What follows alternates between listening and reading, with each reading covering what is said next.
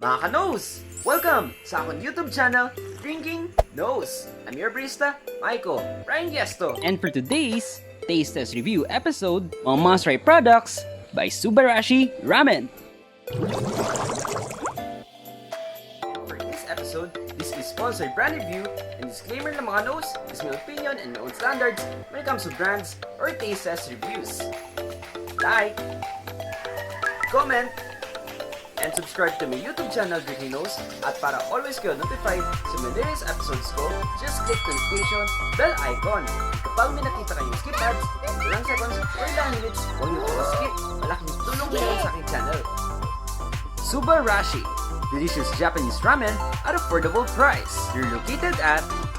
For more information, menu, and other details, I'll provide description down below. This is your iced tea feature for 85 pesos. Your cucumber lemonade feature for 90 pesos. Gyōza Set Meal for 255 pesos. For their juices, it has a cool presentation, also for its refreshing taste for its juices. It has the right overall balance for its excellent taste for its ramen broth, meats, vegetables, egg, and most especially for its homemade ramen noodles. With its savory gyoza essence, also for its delish flavor. Available din sila for their Karage and Tempura Set Meal.